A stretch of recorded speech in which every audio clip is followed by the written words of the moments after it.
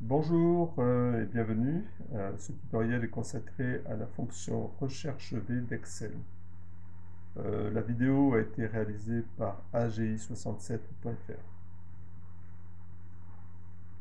Cette fonction recherche dans une table une valeur répondant aux critères spécifiés. Elle cherche une colonne dont la première ligne contient la valeur cherchée. Ensuite, elle parcourt la colonne dans l'ordre chronologique des index de ligne afin de localiser la valeur cherchée. C'est un peu complexe, on va passer un exemple, vous verrez, c'est plus facile.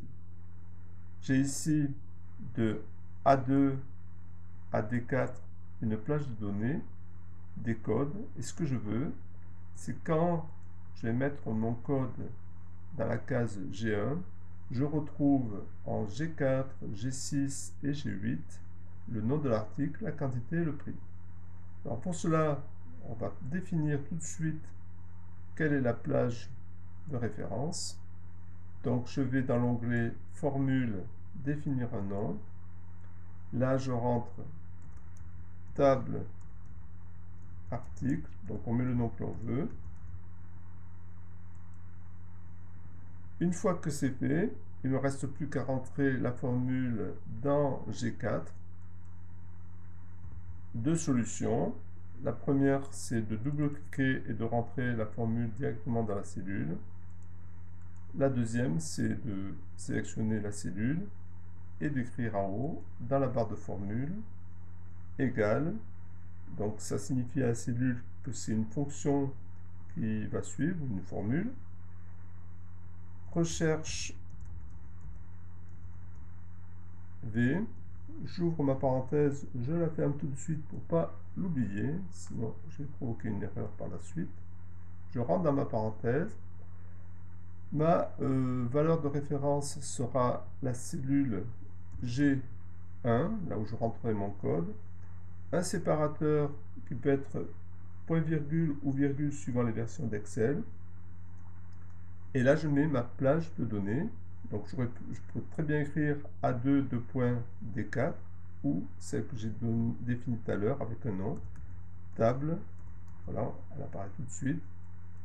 Table article. Séparateur, là, je vais indiquer la colonne de référence. Donc, c'est la deuxième colonne, puisque c'est la colonne des noms des articles. Et ensuite, il faut que la valeur corresponde. Donc j'ai une donnée facultative, mais qu'on va inscrire. Donc je mets faux pour une correspondance exacte. Je valide et à ce moment-là, j'ai bien le nom de mon article qui apparaît. Je réalise un copier-coller pour G6 et G8 en n'oubliant pas de changer le numéro de la colonne. Alors, un petit désagrément, si je me trompe de code,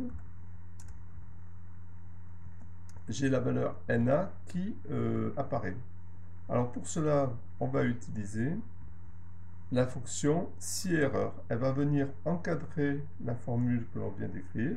Donc entre égal et recherche V, j'écris si erreur. J'ouvre la parenthèse. Je mets donc la condition s'il y a une erreur. Je veux que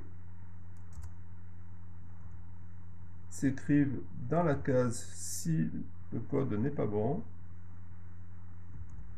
Code faux. Comme c'est du texte, on met des cotes et on n'oublie pas de fermer la parenthèse de si erreur. On valide et voilà, il m'a bien inscrit code faux.